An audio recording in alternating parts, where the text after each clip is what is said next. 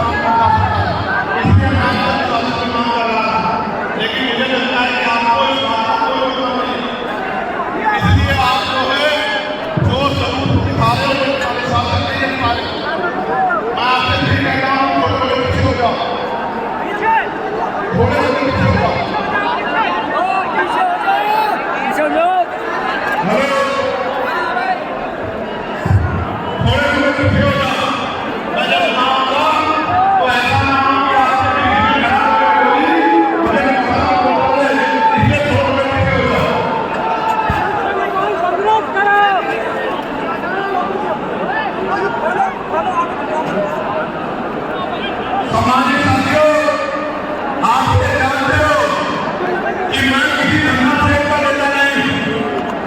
आज इस मंच में वो सब लोग उपस्थित हैं जिन्होंने अपने खून से भीम आर्मी को सींचा और भीम आर्मी के मजबूत होने के बाद आज वो सब लोग भी उपस्थित हैं जिन्होंने आजाद समाज पार्टी को अपने बच्चों के रिश्ते का पैसा काट करके एक रुपये का जमा कराने और इस आंदोलन को सीखने का काम किया। आज इस मंच पे इधर और सामने वो लोग उपस्थित हैं जो किसी काम के लिए नहीं बस समाज की सेवा को करने के लिए मैदान में उतरे हैं। काशीराम साहब कहते थे जब आप समाज को समझाने निकलोगे तो समाज के बहुत सारे लोग आप पे आरोप लगाएंगे, आपकी आलोचना भी करेंगे, आप पे सवाल भी भेजेंगे। ये वो लोग हैं जो खुद को काम करते नहीं, अगर कोई काम करना चाहता है तो उसको रोकने के लिए काम छीनने का काम करते हैं। आप बताओ, अगर आज मेंबर ऑफ पार्लियामेंट के तौर पे आजाद समाज पार्टी का आदमी सदन में नहीं होगा तो क्या सदन में कोई आपकी बात को उठाता? क्या सदन में कोई आपकी बात को उठाता? आज आपकी हैसियत भारतीय राजनीति में मजबूत है। आज बड़ी बड़ी पार्टियों पे एक भी मेंबर ऑफ पार्लियामेंट नहीं है, लेकिन 2020 में बनी आजाद समाज पार्टी में एक मेंबर ऑफ पार्लियामेंट है और मेंबर ऑफ पार्लियामेंट भी ऐसा वैसा नहीं, मेंबर ऑफ पार्लियामेंट भी टिकाऊ है, टिकाऊ। बताओ पार्लियामेंट में सुनने वाले ऊपर हुए जब मैं विदेश से दौरे पे आया तो मैंने महसूस किया विदेश की जिंदगी अच्छी है। हमारे लोग कब तक विदेश में भागते रहेंगे?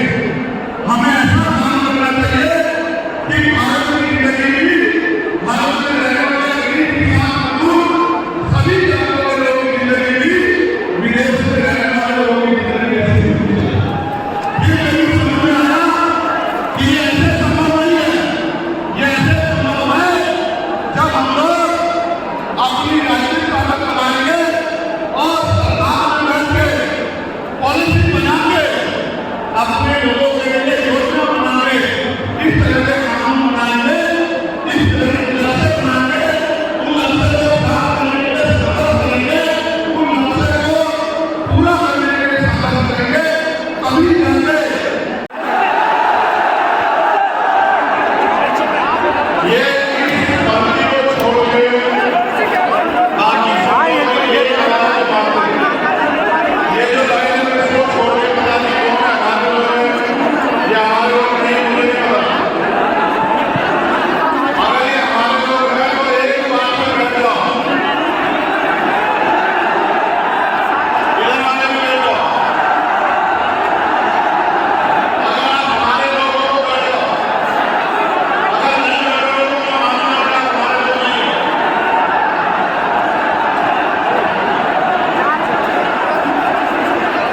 बैठ जाओ।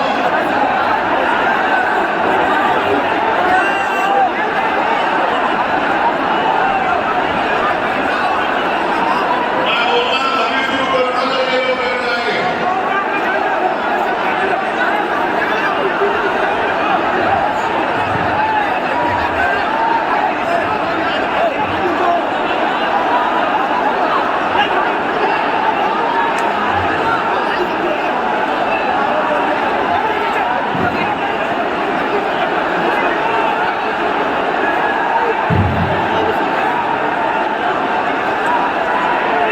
तो जो लोग इधर बैठे हैं उनको नुकसान हो जाएगा। एक आदमी को खड़े होकर मुझे जवाब देना पड़ेगा। आप लापरवाह ना हो, पीछे को जाओ बैठे, पीछे को जाओ बैठे। एक एक आदमी हमारे मैदान में, हमारे मैदान में ये लोग इधर बैठे खड़े यहाँ पर रैली के लिए नुकसान हो जाएगा। दो बंदे निकलेंगे, लापरवाह ना बने। रैली को अपने बीच रख के ये रैली